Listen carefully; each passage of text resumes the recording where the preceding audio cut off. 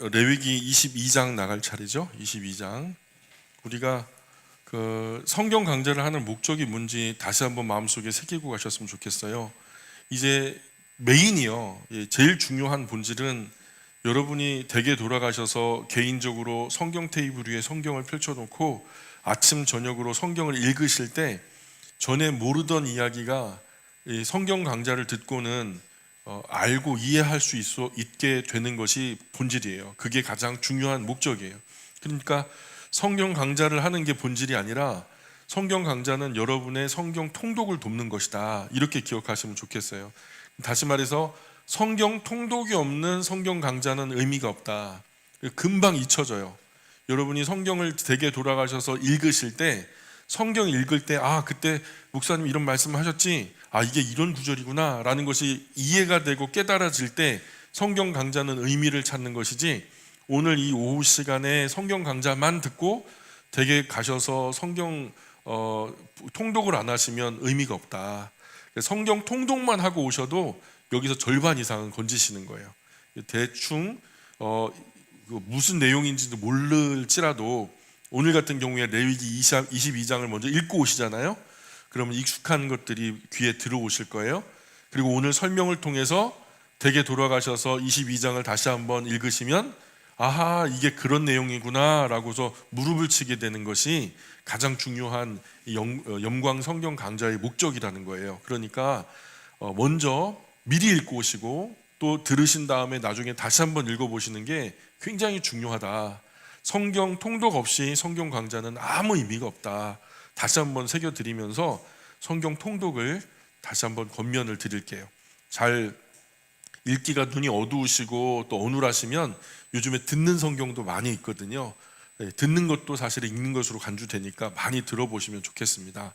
자손들 또 동원하셔서 좀 도와달라 하시면 들리는 성경 스마트폰 앱에서 찾아가지고 누르면은 바로 이제 들리도록 그렇게 하실 수 있는 것들이 요즘에 많이 나오니까 좀 한번 도움을 받아 보셨으면 좋겠어요.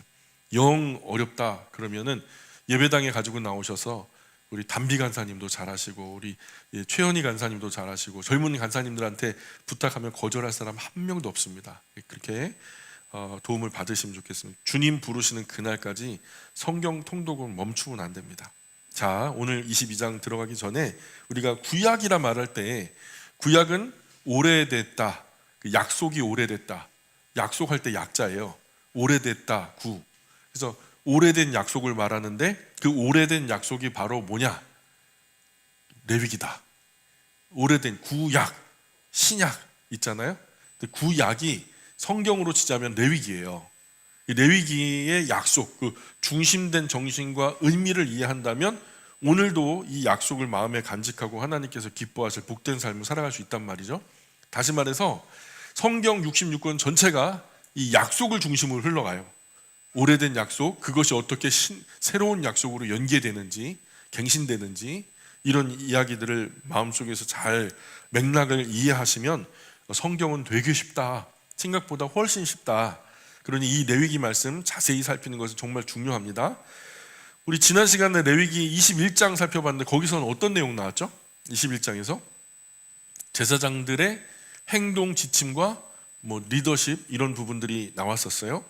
그래서 하나님 모세를 통해서 아론 자손 그 제사장들에게 특별한 규칙을 주셨는데 제사장들은 백성의 영적 지도자로서 거룩하게 살아야 된다는 전제하에 죽은 사람을 만지면 안 된다. 다시 말해서 장례식에 가서 죽은 사람 만지면 안 된다. 그러나 부모, 형제, 자녀처럼 가까운 친족들은 가능하다. 그래서 지도자의 슬픔이 억제가 되면 건강과 직무 수행에 문제가 생길 수도 있기 때문에 하나님 가족의 장례식만은 엄수할 수 있도록 허락하셨죠.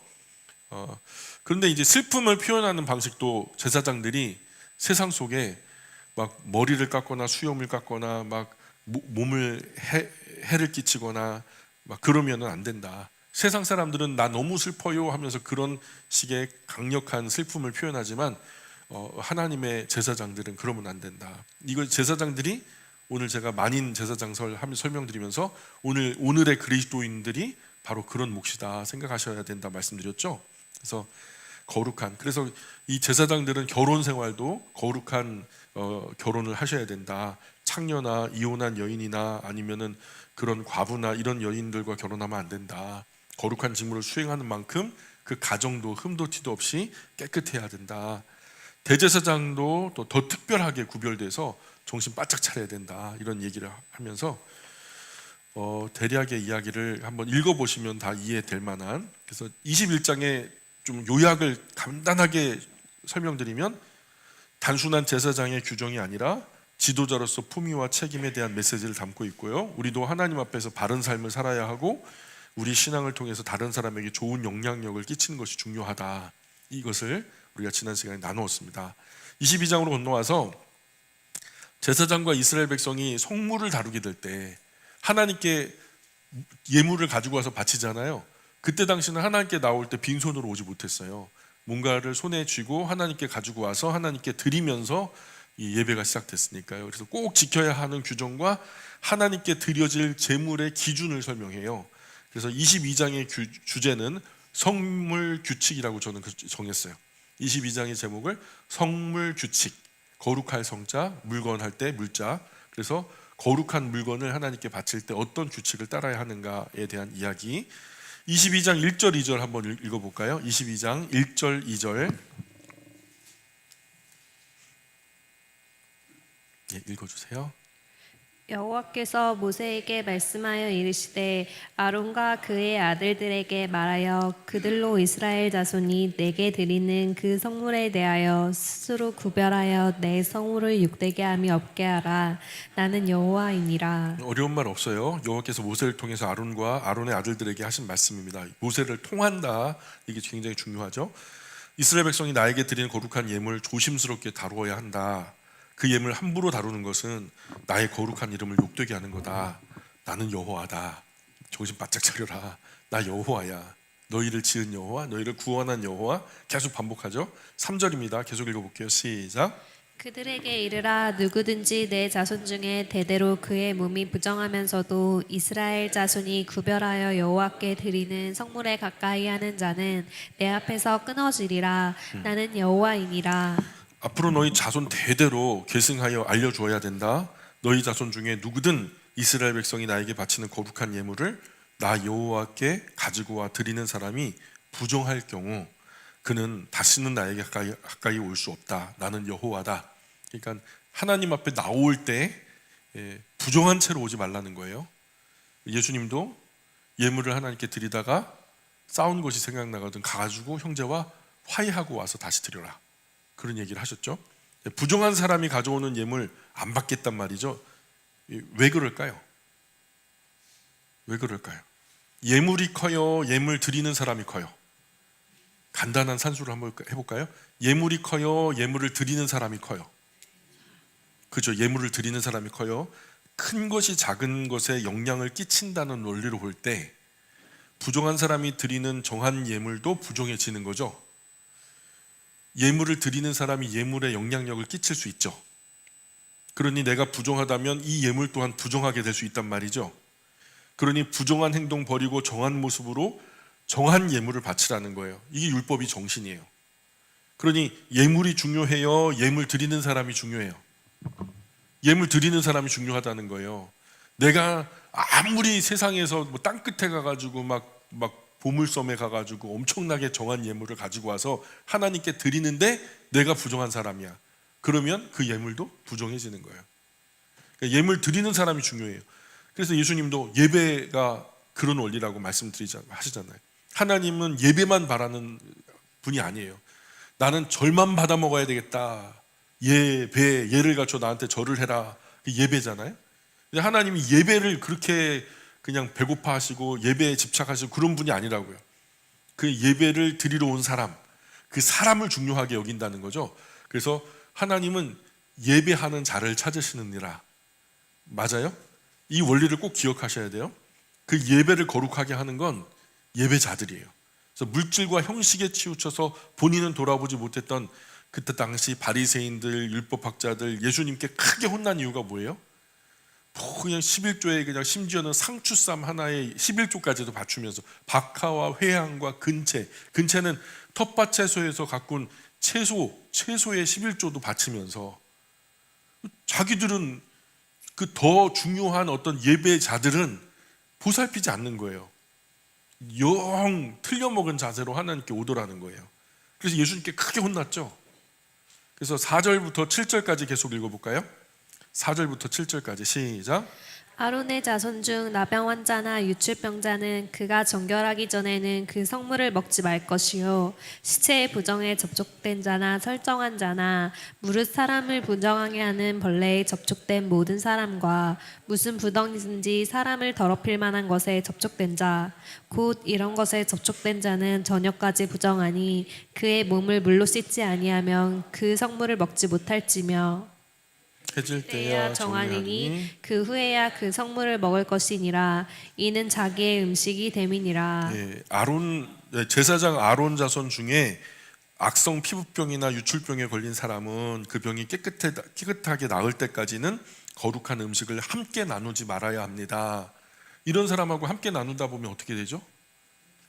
그런 어떤 더러운 오염원이 이렇게 퍼져나가는 거잖아요.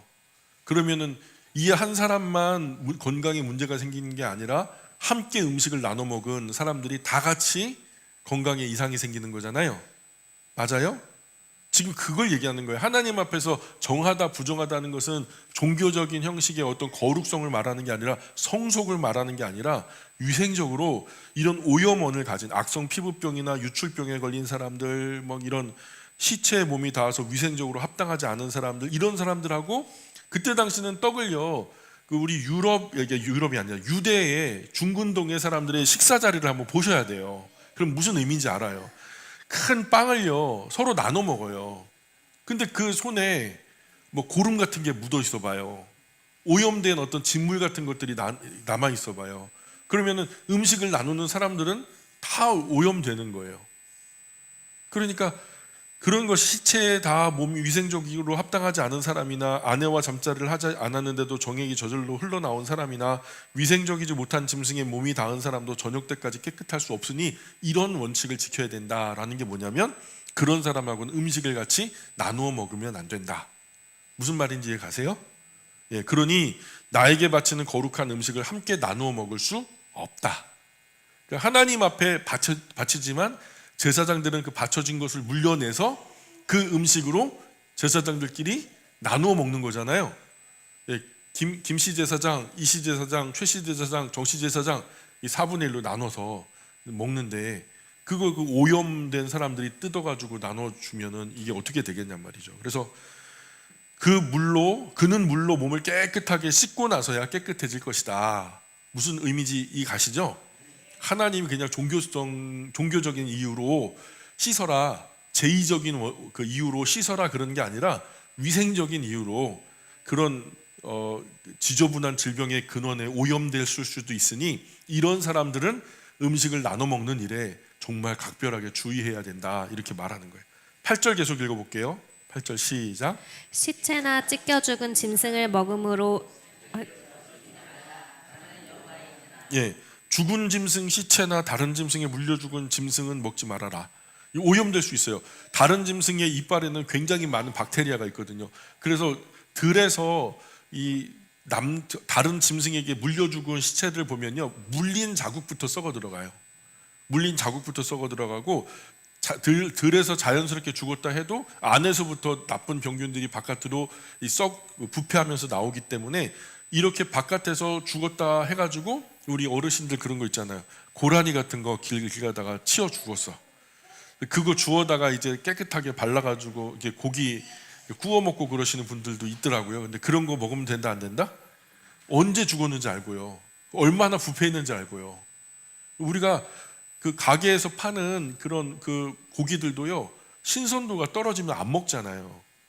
그 실온에서 그렇게 방치된 채로 있는 그런 살코기들을요, 굳이 그걸 가져다가 집에서 조리해 먹는 거, 이 건강에 큰 위험이 될 수 있단 말이죠. 그래서 이런 짐승은 위생적으로 좋지 않다, 건강상 좋지 않다, 나 여호와다, 이런 얘기죠. 이게 제의적인 의미, 종교적인 의미 아니에요. 9절 계속 읽어볼까요? 9절 시작.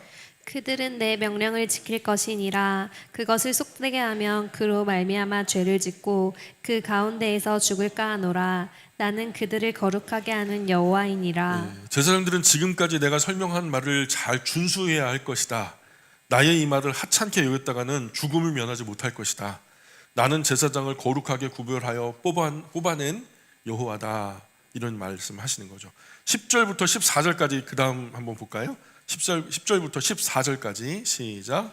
일반인은 성물을 먹지 못할 것이며 제사장의 객이나 품꾼도 다 성물을 먹지 못할 것이니라. 그러나 제사장이 그의 돈으로 어떤 사람을 샀으면 그는 그것을 먹을 것이며 그의 집에서 출생한 자도 그렇게 하여 그들의 제사장의 음식을 먹을 것이며 제사장의 딸이 일반인에게 출가하였으면 거제의 성물을 먹지 못하되 만일 그가 과부가 되든지 이혼을 당하든지 자식이 없이 그의 친정에 돌아와서 젊었을 때와 같으면 그는 그의 아버지 몫의 음식을 먹을 것이나 일반인은 먹지 못할 것이니라. 10절 보세요.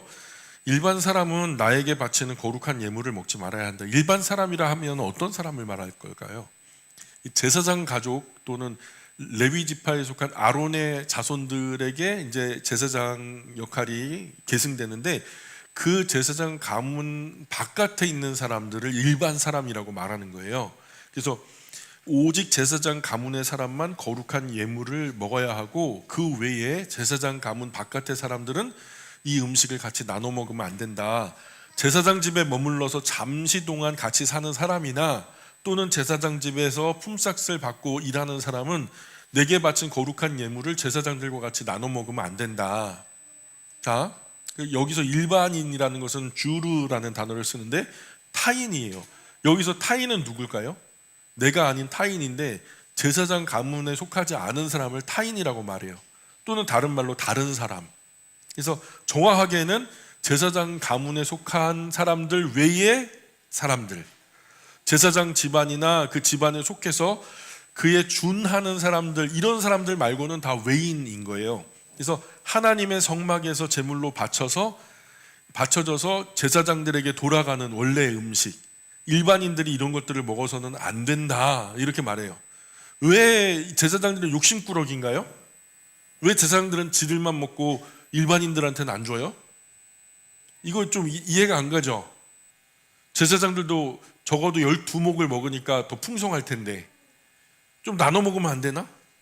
왜냐하면 이때 당시의 상황을, 사회적인 상황을 생각해 보셔야 돼요. 이방 우상을 섬기는 사람들을 한번 생각해 보세요. 그 신전에 수많은 남정네들이 우상을 숭배하기 위해서 양이고 소고 그 염소고 다 끌고 갔단 말이에요. 그러니 거기서 그냥 막 음란한 행위를 하니까 여기는 뭐 비 오는 수요일도 꽉 차요. 그 재물이 많아요, 적어요? 그 사람들이 먹고도 남아요, 아니면 모자라요? 먹고도 남고 넘쳐요. 그러니까 이걸 어떻게 했냐면 그 시장에다 내다 팔아요. 그때 당시 시장에 내다 파는 것들의 수많은 육고기들이 다 우상 신전에 바쳐진 음식들이었단 말이에요. 그것이 한마디로 말해서 사업 수완이었고 장사 소관이었어요. 그러니까 그럼 별로 거룩한 제물로 느껴지지 않죠. 종교 장사하는 것 같잖아요. 하나님을 섬기는 하나님의 제사장들은 세상의 이방 종교와 같이 그렇게 제물을 하찮게 해서는 안 된다. 최소한 하나님의 백성 그러면 안 된다. 11절에 보니까 그러나 제사장이 돈 주고 산 종은 그 예물을 먹어도 된다. 왜 이 사람은 먹어도 돼요? 제사장 가문에 영구적으로 속하니까 돈 주고 샀어요. 그리고 또한 제사장 집에서 태어난 종도 그 예물을 먹을 수 있다. 무슨 말인지 알죠? 완전히 제사장 가문에 속해 있는 사람은 먹어도 된다는 거예요. 자, 무슨 차이죠?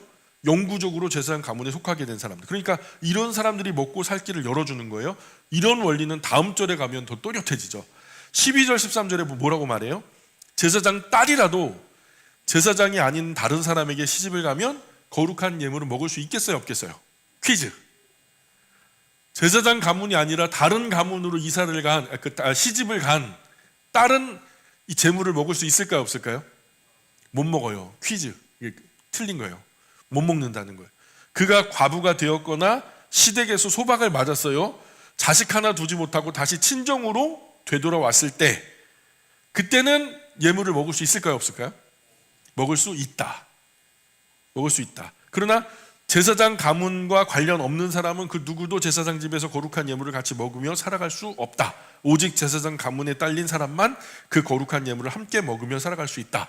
이 거룩한 예물이 시장에 팔려서 아주 속된 것들로 변질되는 것을 하나님께서 미연에 막으신 거예요. 이 거룩한 것은 거룩한 대로. 이것이 막 그래서 제사장들이 욕심부려갖고 돈 많이 걷어봐요. 그래가지고 시장에 내다 팔면 돈 많이 벌잖아요. 그러면 종교적으로 갑부가 되는 거잖아요. 이방 제사장들처럼. 근데 하나님을 섬기는 제사장들은 절대로 그러면 안 된다. 그죠? 14절 계속 읽어볼까요? 14절 시작.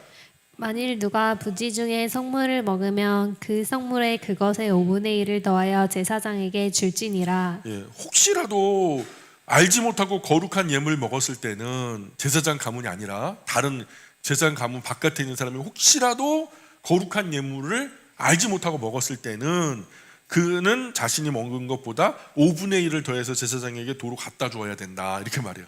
자, 이거 어디서 봤죠? 5분의 1을 더해서 갚는 거. 이게 뭐죠? 5대 제사 중에서? 퀴즈. 5대 제사 중에서? 예? 무슨 제사에 속한 제물법일까요? 속건제 들어보셨어요? 속건제?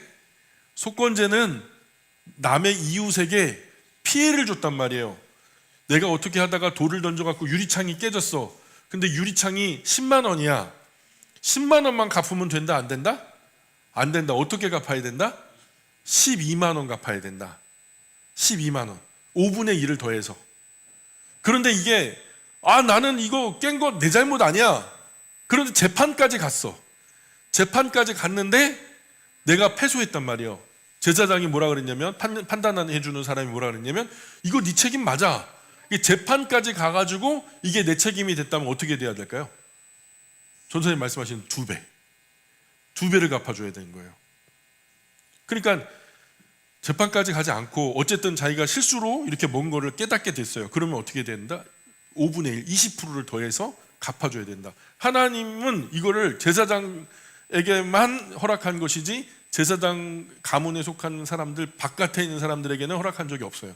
이게 엄격하게 지키라는 거예요. 이게 무시될 때 어떤 일이 벌어지냐? 이방 신을 섬기는 이방 종족과 똑같아지는 거예요. 그러니까 사람들에게 더 많은 제사법을 막 해가지고 더 많은 제사를 지내갖고 더 많은 재물을 가져다가 더 큰 부자가 되려고 하는 종교적인 어떤 갑부들이 생겨날 수 있는 가능성을 아예 배제시키는 거죠. 이런 것들. 그래서 그러니 사거나 팔거나 거룩하지 못한 용례로 쓰이는 경우도 있었을 텐데 그런 경우를 지금 하나님께서 막고 계시는 거고. 15절 16절 시작. 이스라엘 자손이 여호와께 드리는 성물을 그들은 속되게 하지 말지니 그들이 성물을 먹으면 그 죄로 인하여 형벌을 받게 할 것이니라. 나는 그 음식을 거룩하게 하는 여호와이니라. 이스라엘 자손이 여호와께 드린 거룩한 성물을 속되게 만들지 말아라. 그죠? 이거 쭉 설명한 다음에 하나님께서 말씀하시는 것은 거룩한 성물을 속된 성물로 바꾸지 마라 이 말이에요. 그들이 속된 의미로 드려진 거룩한 예물을 먹으면 죄가 크다.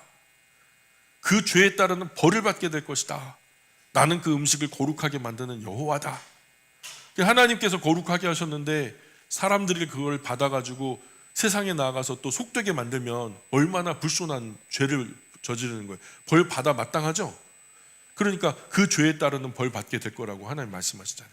여기서 거룩함의 법칙이 또 한 번 나오죠. 큰 존재가 작은 존재에게 영향을 끼치는 거예요. 하나님은요 우리 음식을 거룩하게 하실 수 있어요. 아멘. 하나님은 우리를 거룩하게 하실 수 있죠. 하나님은 우리를 거룩하게 하실 수 있어요. 나는 너를 거룩하게 만드는 여호와다 그러고 여기서는 그 음식을 거룩하게 만드는 여호와다 그러죠. 하나님은 우리도 거룩하게 하실 수도 있고 하나님은 우리가 드리는 음식도 거룩하게 하실 수 있어요. 그런데 우리는 하나님보다 작지만 음식보다는 크거든요. 맞죠? 음식보다는 큰데 하나님이 거룩하게 한 음식을 우리가 속되게 만들 수 있겠죠. 그러면 이해 가셔요? 예. 그러니까 그러면 안 된다. 하나님 지금 그 말씀하고 계신 거예요. 이게 꼬인다. 일관돼야지. 내가 거룩하면 너희도 거룩해야지. 내가 거룩하게 음식을 만들었으면 너도 거룩하게 음식을 사용해야지. 나는 거룩하게 음식을 했는데 너는 이 거룩한 음식을 속되게 하면 되겠어? 이런 말이죠. 그래서 하나님이 거룩하게 구별하셨듯이 너희도 나의 거룩함에 참여해라. 나의 거룩함을 방해하지 말고, 그런 말이죠. 17절부터 20절까지 계속 읽어볼까요? 17절부터 20절까지 시작. 여호와께서 모세에게 말씀하여 이르시되 아론과 그의 아들들과 이스라엘 온 족속에게 말하여 이르라. 이스라엘 자손이나 그 중에 거류하는 자가 서원 제물이나 자원 제물로 번제와 더불어 여호와께 예물로 드리려거든 기쁘게 받으심이 되도록 소나 양이나 염소의 흠없는 수컷으로 드릴지니 흠 있는 것은 무엇이나 너희가 드리지 말 것은 그것이 기쁘게 받으심이 되지 못할 것임이니라. 예, 여호와께서 모세를 통해서 아론과 그 아들들과 이스라엘 사람에게 말씀을 전하셨습니다. 이스라엘 사람이든 그들의 잇대어 살아가는 나그네든 이미 드리겠다고 한 약속은 여호와께 즐거운 마음으로 바쳐라. 그런데 번제를 올리고자 한다면 소나 양이나 염소 중 흠없는 수컷으로 하여라. 몸에 작은 흠이라도 있다면 나는 받지 않을 것이다. 그래서 당연하죠. 하나님께 드리는데 가장 좋은 것 드려야죠. 그죠? 그런데 나중에 이스라엘이 어떤 짓을 저지르죠? 흠없는 거, 티 없는 거, 순전한 거, 온전한 것을 하나님께 드리라 했는데 말라기에 보니까 뭐라고 말하냐면 말라기 1장 8절 펴보실래요? 1장 8절에 이렇게 말해요. 만군의 여호와가 이르노라 너희가 눈먼 희생 제물을 바치는 것이 어찌 악하지 아니하며 저는 것 병든 것을 드리는 것이 어찌 악하지 아니하냐. 이제 그것을 너희 총독에게 드려봐라. 그가 너를 기뻐하겠으며 너 받아주겠냐? 그 몇 절 뒤로 가면은 1장 말라기 1장 13절 14절에 보면 이런 말씀 또 나와요. 만군의 여호와가 이르노라 너희가 또 말하기를 이 일이 얼마나 번거로운고 하며 코웃음 치고 훔친 물건과 저는 것과 병든 것을 가져왔느니라. 너희가 이같이 봉헌물을 가져오니 내가 그것을 너희 손에서 받겠느냐? 이는 여호와의 말이니라. 짐승떼 가운데 수컷이 있거늘 그 서원하는 일에 흠이 있는 것으로 속여 내게 드리는 자는 저주를 받으리니 나는 큰 임금이요 내 이름은 이방 민족 중에서 두려워하는 것이 됨이라. 만군의 여호와의 말이니라. 이 말이 뭐예요? 나는 너희가 주면 좋고 안 주면 말고 할 만큼 하찮은 존재가 아니라는 거예요. 너희가 이렇게 푸대접할 만큼 그렇게 뒷방 영감님 같은 초라한 늙은이가 아니라는 거예요. 나는 너희 생각보다 훨씬 더 큰 임금이고 나의 이름은 이방 민족 중에서 이미 크게 두려워하는 이름이 되었어. 너희가 나를 몰라. 지금 너희 하나님이라고 나를 대접하는 이 모습 보면 너희가 지금 내가 어떤 존재인지를 잘 모르는 것 같아. 하나님의 섭섭함이 많이 묻어있죠. 그래서 하나님께서 이렇게 경고하셨음에도 불구하고 순종하지 않아서 나중에 패역한 이스라엘은 하나님께 흠과 티가 가득한 거, 막 눈먼 거, 저는 거, 병든 거, 막 훔친 거 이런 것들을 가져왔어요. 그래서 코웃음 치면서 비웃으면서 아유 귀찮아 죽겠어. 아유 왜 이렇게 많이 잡수신데 보이지도 않는 양반이 하면서 아유 번거로워 죽겠어. 주일날 예배 나가는데 너무 번거로워 죽겠어. 막 똑같은 거죠. 아유 오후에는 그냥 졸려 죽겠는데 번거로워 죽겠어 그냥. 아이고 그냥 막 모르고 그러는 거 아니죠. 알고도 하나님 조롱하면서 코웃음 치면서 비웃으면서 훔친 것, 저는 것, 병든 것, 눈먼 것 가져와 봐라. 그냥 내가 받겠냐? 심지어요 보여줄 때는 멀쩡한 상품으로 보여줘요. 제사장들에게 가져올 때는 멀쩡한 흠도 티도 없는 상품으로 가지고 왔는데 바칠 때는 어차피 태워드리는 거 바깥치기 해가지고요 하자 있는 것으로 속여 먹었다는 거예요. 여러분 이게 말이 돼요? 하나님 앞에서? 이런 사람 저주받는다는 거예요. 하나님이 차라리 바치지 않으면 저주도 없지 왜 잘못 바쳐가지고 저주를 자초하냔 말이에요. 아니 하나님께 예배 드리려면 똑바로 드리고 헌신하려면 똑바로 헌신해야지 왜 이것도 아니고 저것도 아니고 뜨뜻미지근하게 해가지고 하나님께 토하여 버리겠다 이런 말씀이나 하게 하시냔 말이죠. 근데 가만히 생각해 보세요. 하나님이요 양 몇 마리, 염소 몇 마리, 소 몇 마리에 연연해 하시는 것 같아요? 예? 하나님 그렇게 아쉬워요? 하나님의 살림이 조금 어려워요. 이제 지금 막 그렇게 경제적으로 막 어려워지니까 우리가 되게 착각하는 거예요. 그거 없으면 하나님 죽어요? 먹고 살 길이 막막해요? 지금 하나님이 이런 물질에 집착하는 게 아니란 말이에요.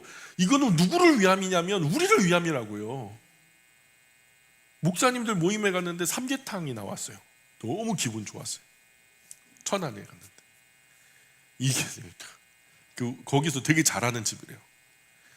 근데요, 너무 맛있게 먹고 있는데 목사님 한 분이 원로 목사님이신데 늦게 오셨어. 근데 숫자대로 했기 때문에 다 오신 줄 알고 다 이제 봉사하는 분들하고 다 나눠가지고 먹네.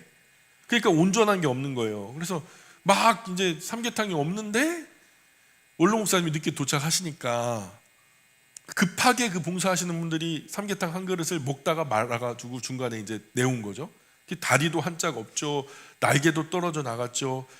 이미 막 그냥 반찬도 막 지저분하게 여기저기 막 뭐예요, 양념이 막 범벅이 돼 있죠. 원로 목사님이 가만히 이제 식사 기도를 하시고 이제 보시더니 제가 이제 대각선으로 맞은편에 앉았는데 그대로 일어나서 나가시더라고요. 그러니까 목사님 대부분 먹고 대화하느라 정신없어 못 봤는데 저는요 그걸 봤죠. 우연히 이렇게 고개를 들고 봤는데 이분이 되게 멀리서 오셨거든요. 자가용도 없이 대중교통 이용해갖고 오시느라고 좀 늦게 도착하신 거죠. 그러니까 급하게 따라 나가가지고 목사님 고정하세요. 저희가 크게 결례를 했네요. 목사님 오신다는 거 알았으면 이렇게 했는데 연락도 안 되고 그래가지고 좀 결례를 했습니다. 죄송합니다 했는데 뭐 자네가 왜 죄송한가? 그러고서는 뿌리치고 그냥 가셨어요. 근데 그 이후로 목사님 모임에 안 나와요. 상처가 된 거죠. 그죠? 정말 기분 나쁜 거예요. 마음에 상처가 될 수 있어요. 사람도 그런데 하나님 오죽하게 하시겠냐고요. 아니 그 삼계탕 안 먹으면 죽어요? 예? 내가 사 먹을 수도 있지 까짓거. 근데요 이런 하자 가득한 것들을 가지고 와서 하나님께 드린다? 그 예물이 아니라 사람의 마음을 보기가 하나님은 정말 비참한 거예요. 이런 것으로 나한테 줘? 그 마음이 읽히니까 속상한 거예요. 내가 그렇게 하찮아? 부모님한테 한번 가갖고 그걸 해보세요. 그러니 저와 여러분 마음으로부터 거룩하게 구별된 거 정성스럽고 고귀한 것들로 올려드려야 맞는 거예요. 예전에 어르신들이 가르쳐준 대로 열매도 딴 것 중에 제일 탐스러운 거, 첫 번째 난 거, 귀한 것들을 하나님께 드리려고 노력하셔야 된다고요. 농사하는 시절이 아니고 과일 심어서 뭐 유실수를 거두는 시절이 아니지만 우리의 본질과 정신은 그거 그대로 계승하셔서 하나님을 후대접해드려야 맞다는 거예요. 푸대접하면 안 된다는 거예요. 왜 하나님을요 시간 중에서도 찌꺼기 드리고 열중 중에서도 전부 다 쓰고 남아서 여기저기 다 놀러 갔다 와서 지쳐가지고 파김치가 돼서 예배당에 와서 졸고 앉았냐고요. 왜 첫 번째 거 드리지 못하고. 그러니까 고귀하게 드려야 되는데 19절 볼까요? 19절 22장 19절 같이 읽어볼게요. 시작. 기쁘게 받으심이 되도록 소나 양이나 염소의 흠없는 수컷으로 드릴지니 20절도 시작. 흠 있는 것은 무엇이나 너희가 드리지 말 것은 그것이 기쁘게 받으심이 되지 못할 것임이니라. 여기서 기준이 뭐예요? 19절 20절에 반복되는 게 있어요. 그게 뭘까요? 찾아보세요. 기쁘게 받으심. 기쁘게 받으심. 뭔 말인지 아시겠어요? 이게 인격적인 하나님을 바르게 모시는 방법이에요. 기쁘게 받으시도록 하나님께서 기쁘게 받으실 수 있도록 하는 것이 예물을 드리는 사람의 온전하고 정성스러운 마음이라는 거예요. 자, 21절 22절 계속 봅니다. 시작. 만일 누구든지 서운한 것을 갚으려 하는 자로 예물을 드리려 하여 소나 양으로 화목제물을 여호와께 드리는 자는 기쁘게 받으심이 되도록 아무 흠이 없는 온전한 것으로 할지니 너희는 눈먼 것이나 상한 것이나 지체의 배임을 당한 것이나 종기 있는 것이나 습진 있는 것이나 비루 먹은 것을 여호와께 드리지 말며 이런 것들은 제단 위에 화제물로 여호와께 드리지 말라. 예, 또 누구든지 자신이 제가 바치겠습니다 하고 약속한 것을 나에게 바치려 하거나 자원하여 즐거운 마음으로 바치려거든 소나 양을 화목제물로 바쳐야 하며 그 제물은 아무런 흠이 없는 것들로 바쳐야 한다. 내가 다시 말한다. 눈먼 것이나 뼈가 부러진 것이나 몸의 일부가 상한 것을 나에게 바쳐서는 안 된다. 이런 것을 제단 위에 불살라 나에게 바치지 마라. 나 비참해진다. 나 속상하다. 나 상처받는다. 이런 얘기예요. 재고떨이 하는 것도 아니고 하자품 똥값 방출하는 것도 아니고 이런 것을 드리는 사람은 하나님을 어떻게 생각한다는 거예요. 그러니 23절도 계속 볼까요? 23절 시작. 소나 양의 지체가 더하거나 덜하지 않은 것은 너희가 자원제물로 쓰려니와 서원제물로 드리며 기쁘게 받으심이 되지 못하리라. 예, 소나 양이나 염소의 몸이 기형이나 제대로 자라지 못한 것을 그래도 마음에서 우러나와 자원하는 즐거운 마음으로 나에게 바치는 것은 좋다. 그러나 이미 바치겠습니다. 서원하고 드리는 약속된 제물이라면 그런 것들로 바쳐서는 안 되지. 나는 그런 것들은 받지 않겠다. 이 말하는 거예요. 앞에서는 받겠다 그랬는데 여기서는 안 받겠다 그래요. 근데 종류가 달라요. 왜냐하면 자원 제물은 받겠다. 자원 제물은 받겠다. 그러나 서원 제물은 안 받겠다. 무슨 말인지 가세요? 자원 제물이 뭐냐면 예를 들어 오늘 점심 누가 내셨죠? 김호섭 명의 안수 집사님이 생신을 맞아서 귀한 점심 헌신해 주셨죠? 이런 것들을 뭐라 그러냐면 자원 제물이에요. 자원 제물. 생일 맞아서 너무 좋아. 우리 같이 맛있게 나눠 먹을까? 그냥 앞에다 터놓고 같이 먹는 게 아니라 먼저는 하나님께 드리고 드린 이후에 나눠 먹는 것이 흩어 먹는 것이 자원 제물이에요. 무슨 말인지 가세요? 결혼했어요. 근데 결혼한 것이 너무 감사해요. 그래서 결혼 기념으로 김밥 할게요. 그래가지고 우리가 나눠 먹어서 이건 뭐다? 자원 제물이에요? 서원 제물이에요? 자원 제물이에요. 기쁘게 나눠 먹는. 새로운 집을 마련했어요. 집이 너무 좋아. 하나님께 너무 감사해. 우리 사랑하는 영광의 지체들에게도 맛있는 거 같이 나눠 먹었으면 좋겠어. 좁은 공간이라 다 모시지 못하지만 그래 점심 한번 먹어야지 하고서 이제 그렇게 기쁜 마음으로 나눠 먹는 거. 그거 자원 제물이에요? 서원 제물이에요? 자원 제물이에요. 그죠? 그 외에 인생 살면서 여러 가지 기쁨과 즐거움의 이유로 자원해서 내는 재물이요. 우리 흔한 말로 한턱 쏩니다 그런 거 있잖아요. 근데 그게 믿는 사람들, 하나님의 사람들에게는요, 하나님 앞에 들어갔다가 바쳐진 그것으로 나눠내는 거니까 내가 쏘는 게 아니라 내가 하나님께 드리고 하나님께서 쏘는 거니까 내가 생색낼 이유가 없는 거예요. 그렇죠? 하나님께 드림받되고 그것으로 쏘는 거니. 이런 자원 재물에 대해서는요, 음식에 하자 있으면 어때요? 예? 대게를 먹는데 다리 하나 없으면 어때요? 우리끼리 먹는 거. 자원 재물은 이런 거 먹어도 되죠. 삼계탕 중에서 다리 하나 없어도 괜찮죠. 자원 재물은 괜찮아요. 근데 서원 재물은 된다 안 된다? 왜 그딴 걸 가져오냐는 거예요. 자원 재물은 괜찮아. 하나님 앞에서 우리가 함께 기뻐하며 맛있게 나눠 먹으면 됐지. 그러나 그런 사람이 먹고 마시는 자원 재물이 아니라 하나님께 약속된 재물을 올리는 서원 재물, 이미 오래전에 나 하나님께 드릴 거예요. 이거는 하나님 거예요 하고서 약속했던 물질이 있단 말이에요. 약속했던 헌신의 물질에 대해서는 하자품 재고떨이 하듯이 그런 식으로 나에게 바치면 안 된다. 너 약속했던 거 아니야. 그러니 네가 그런 것들로 구별해갖고 나한테 가져오면 나 상처받을 것 같아. 나 마음 아플 것 같아. 그러지 말어. 그렇게 말씀하시는 거예요. 자, 여기서는 중요하게 구분된 게 뭐라고요? 자원제물과 서원제물을 구분하셔야 된다.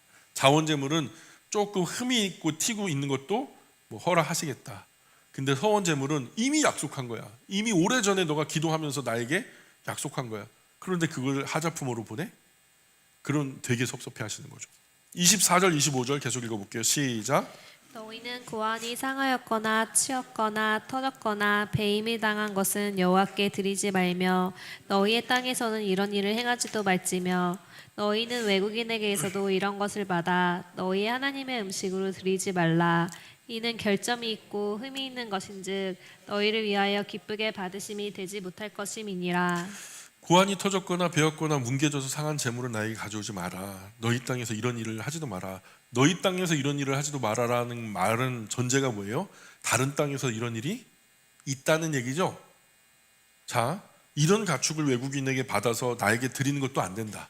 외국인들은 아마도 이런 가축법을 선택했던 것 같아요.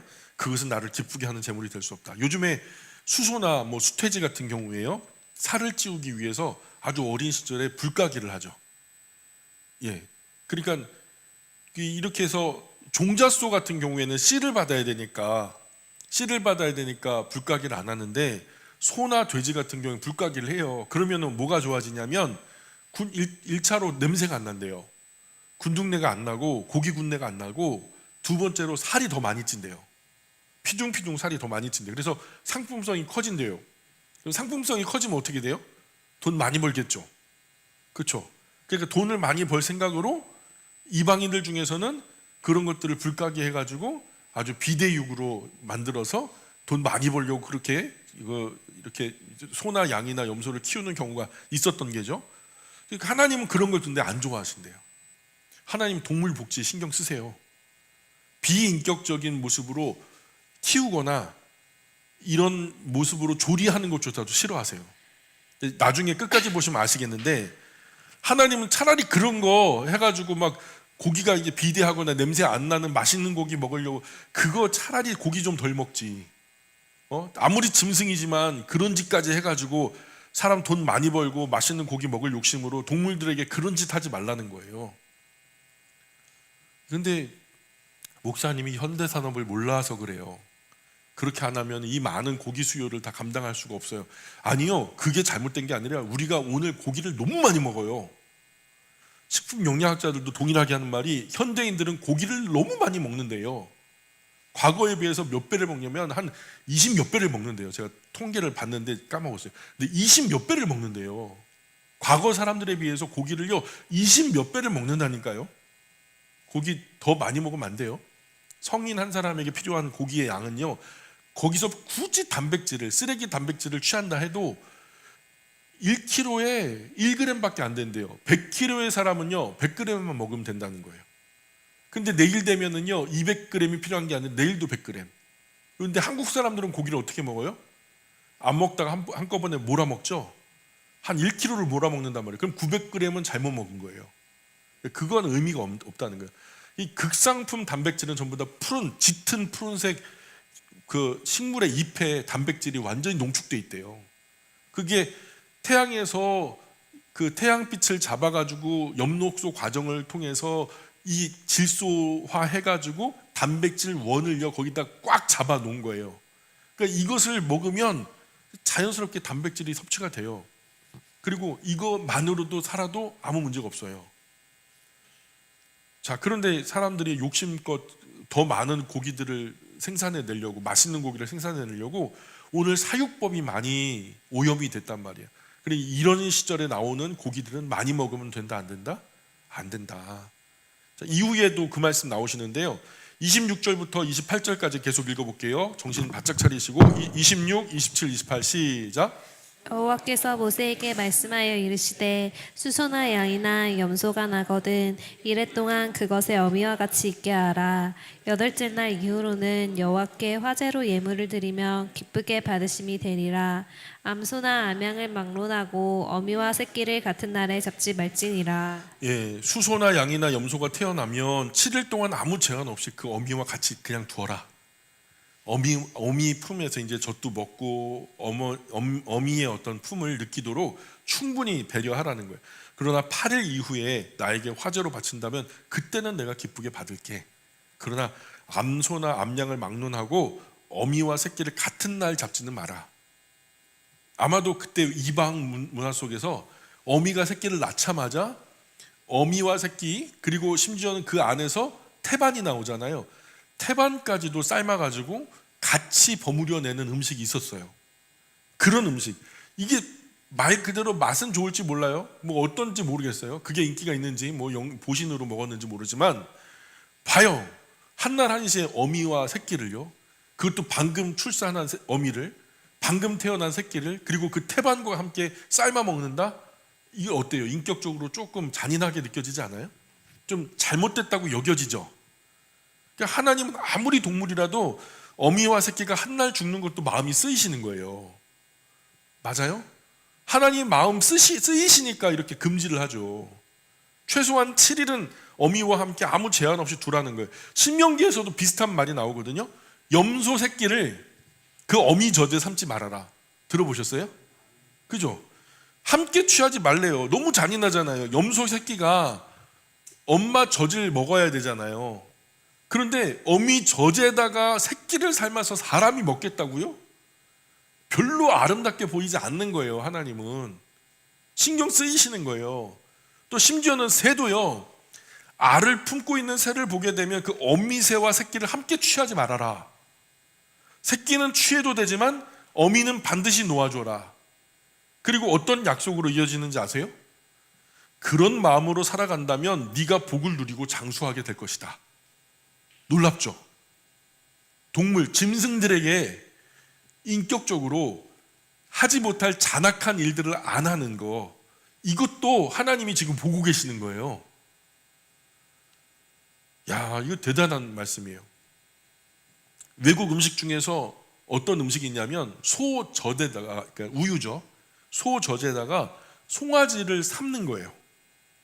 소젖에다가 송아지를 삶아서 그렇게 먹으면은 막 부드럽고 크리미하고 막 이렇게 술술술 넘어간대요. 이것도 맞지 않는 거예요. 또 치즈에 막 소고기 듬뿍 찍어 먹는 것도 있고요. 여러분 치즈 스테이크 알아요? 치즈 스테이크. 입맛 따시면 어떡해요? 입맛 따시라고 말씀드린 게 아니라 어쨌든 그렇게 비인격적으로 좀 우리가 상식적으로 볼 때 너무 잔혹하다, 잔인하다 싶을 정도 그런 음식은 우리가 먹는 게 아니다. 하나님은 그런 거 별로 안 좋아하신다. 29절 30절 시작. 너희가 여호와께 감사 제물을 드리려거든 너희가 기쁘게 받으심이 되도록 드릴지며 그 제물은 그날에 먹고 이튿날까지 두지 말라. 나는 여호와이니라. 너희가 나에게 감사 제물을 바친다면 내가 받을 수 있도록 바쳐라. 그러니까 감사 제물을 바친다면 받을 수 있게 바쳐라. 여기에 참 많은 함의가 있어요. 제물은 바친 그날로 바로 먹어야 된다. 그 이튿날까지 남겨둬서는 안 된다. 나는 여호와다. 내가 너 편에 있고 너를 구원하고 너를 선택해서 거기 끄집어내고 너가 잘 되기를 바라고 너가 건강하기를 바라고 너가 복받기를 바라고 너가 정말 잘 되고 잘 되기를 바라는 그런 나 여호와야. 그런 여호와가 지금 이름 부탁하는 거야. 그러니까 묻지도 말고 따지지도 말고 내 말에 순종하면 복이 돼. 그러니까 이거 어떻게 다 설명해요? 이튿날까지 남겨뒀다 먹으면 어떻게 돼요? 실온이니까 냉장고가 있어요? 뭐가 있어요? 상하죠. 물론 10개 중에 한두 개는 안 상할 수 있어요. 그거 먹으면 아프지 않을 수도 있고요. 일반적으로 그런 음식 먹으면 언젠가는 탈이 난단 말이에요. 하나님 이렇게 우리를 끔찍하게 생각하신다니까요. 냉장고에 오래 묵혀두면 돼요, 안 돼요? 안 된대요. 원로 목사님 안 된대요. 오래 묵혀두면 안 된대요. 31절, 32절, 33절 시작. 너희는 내 계명을 지키며 행하라. 나는 여호와이니라. 너희는 내 성호를 속되게 하지 말라. 나는 이스라엘 자손 중에서 거룩하게 함을 받을 것이니라. 나는 너희를 거룩하게 하는 여호와여. 너희의 하나님이 되려고 너희를 애굽 땅에서 인도하여 낸 자니 나는 여호와이니라. 끝으로 하시는 말씀이에요. 이거는 하나님의 정체성에 관한 이고 내가 어떤 존재인지를 네가 기억한다면 내가 너희에게 명령하는 이 말이 나 자신을 위함이 아니라 너희를 위함이라는 것은 너희는 이해할 거야. 내가 여태까지 어떻게 했니? 나는 너희를 위해서 이런 일들까지 했던 그런 하나님이야. 그런 내가 너희에게 부탁하는 것은 나 영광 받고자 내가 기뻐하고자 하는 게 아니야. 이건 너희를 위한 거라고. 그래서 내가 너희에게 지금까지 명령한 것을 잘 지키고 순종해라. 나는 여호와야. 너희는 나의 거룩한 이름을 욕되게 만들지 마라. 나는 이스라엘 자손에게 거룩하게 대접받아 마땅한 여호와다. 나는 너희를 거룩하게 구별하여 선택한 하나님이다. 나는 너희 하나님이 되려고 너희를 이집트에서 구원해낸 여호와다. 이렇게 말해요. 그래서 이스라엘 백성들 삶처럼 우리 그리스도인의 일상은요, 온 세상 가운데 하나님 영광되게 할 수도 있고 반대로 하나님 욕먹일 수도 있어요. 아침에 말씀드렸던 것처럼 우리를 보고 예수님 믿는 게 왜 저래? 교회 다니는 쟤네들 왜 저래? 그러면 온 세상 가운데 하나님 욕먹이고 그 얼굴에 똥칠하는 거예요. 그래서 그리스도인은 또 조심해야 된다고요. 그래서 내가 손해보더라도 좀 맛있는 고기 못 먹는다 해도요, 하나님 거룩한 이름에 욕이 되게 살아서는 안 된다. 이 원리는 구약이나 신약이나 마찬가지예요. 옛날 동네에 가면 큰 은행나무 막 우거진 나무 아래 등나무 항상 만들어 놓죠. 거기 가면은 어르신들이 막 있어요. 그냥 할머니 할아버지를 어울려 갖고 있고요. 막 런닝구만 입고 속옷도 안 입고 그냥 거기서 막 이거 시원하다 그러면서 이제 할머니들 그래서 그 위에 어르신들 모여서 도란도란 말씀 나누시는데 그러다가 신장로에 그 버스가 먼지 피우면서 폴폴폴 달려오다가 멈추고 그냥 다시 떠나죠. 그러면 거기서부터 저 멀리 사람들이 동네 사람들이 마을로 들어와요. 그러면 내린 사람들을 보면서 저 네 집 자식이야? 그러죠. 네 집 자식이요? 걔 또 사고 쳤다며. 그럼 거기서 어머니 아버지 그냥 망신 당하는 거죠. 야 쟤는 저 돈 벌어갖고 지가 어머니 또 옷 사줬다더라 야. 그러면은 또 그냥 부러움을 사는 거죠. 금세 어떤 집 부모님은 자식 때문에 욕먹고 어떤 집 부모님은 자식 때문에 부러움의 대상이 되죠. 근데 세상 사람들이요 저거 하나님 집 자식이요 저거 교회 집 자식이요 저거 예수 집 자식이요 하면서 우리 잘못된 행실 때문에 세상이 한숨 쉬고 혀를 끌끌 차면 되겠냔 말이에요. 온통 지금 유튜브에 얼굴 화끈거리는 이야기들로 도배가 돼 있죠. 이게요 우리가 그리스도인이라는 것은 우리의 정체성이 맨 밑바닥이어야 하는데 그 맨 밑바닥에 정치가 깔린 사람들이 그리스도인이라는 이름을 그 위에 붙이고 활동하기 때문에 이거는 정치를 위해서 종교를 활용하는 거예요. 그건 합당한 게 아니에요. 우리가 못해도 마지막 끝자락에 맨 밑에 깔린 우리의 바운다리, 우리의 멘탈은요 그리스도인이라는 멘탈 위에 우리가 정치 활동을 하는 거예요. 그러다가 정치 활동에서 선을 넘어버리잖아요. 그럼 그리스도인의 양심으로 절연하게 끊을 수 있어야 돼요. 여기서 더 나아가면 하나님 욕먹겠다, 교회가 오해를 살 수 있겠다, 그리스도인들이 크게 오해당할 수 있겠다, 그러면 거기서 멈춰야 되는 거예요. 그러니까 이게요 극히 삼가고 조심해야 할 부분이에요. 하나님 그분의 영광을 위해서 손해도 좀 보고 쓸 때 좀 쓰기도 하고 수고도 좀 하면서 그러면 뭐라 그래요? 나는 이스라엘 자손 중에서 거룩함을 받을 것이다. 나는 너희를 거룩하게 하는 여호와다.